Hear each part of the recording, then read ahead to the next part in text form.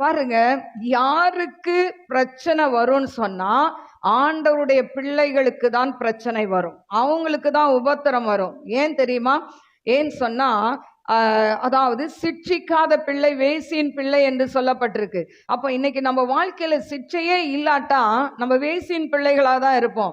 ஆண்டவர் அதனால தான் இன்னைக்கு உலகப்பரமா எவ்வளோ பாவம் செய்கிறாங்கல்ல, குடிக்கிறாங்க, ரகசிய தொடர்பு வச்சிருக்கிறாங்க, கஞ்சா அடிக்கிறாங்க, என்னென்னவோ செய்கிறாங்க அட்டுழியம்.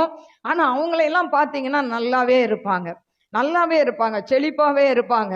அவங்கள பார்க்கும்போது நம்ம மனசு சொல்லும், நீ எல்லாம் என்ன பைத்தியக்கார மாதிரி நீ என்ன பண்ணுற, பைபிளை தூக்கிட்டு போறியே, பாரு அவங்களாம் பாரு நல்லா இருக்காங்க, உன் ஃப்ரெண்டெல்லாம் பாரு நல்லா இருக்காங்க, அவங்களாம் ஜாலியாக இருக்காங்க, நீ சினிமா பார்க்க மாட்டேன்ற, இதை பார்க்க மாட்டேன்ற, உன் வாழ்க்கை என்ன, நீ என்னத்தை கண்ட அப்படின்னு சொல்லி மற்றவர்கள் நம்மளை ஏளனம் செய்வார்கள். அது ஒரு வனாந்திரம் தான். ஆனால் அந்த வனாந்திரமான வாழ்க்கையில் ஒன்னே ஒன்று, ஏசப்பா நீங்க எனக்கு போதும் ஆண்டவரை, இந்த உலகம் குப்பை ஆண்டவரை, எனக்கு நீங்க தான் வேணும். ஹல்லேலூயா.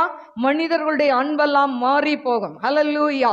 திருமணம் ஆகும் பொழுது நல்ல ஒரு அன்பு தான், ஆனால் அந்த அன்பு நிலையற்ற ஒரு அன்பு. அது கணவனானாலும் சரி, மனைவி ஆனாலும் சரி, அந்த அன்பு மாறி போகும். ஆண்டவரே நீங்க தான் நம்ம பிடிச்சிக்கிட்டா நம்ம வாழ்க்கை ஆண்டவர் உயர்த்தி ஆசீர்வதிப்பார். ஹல்லேலூயா.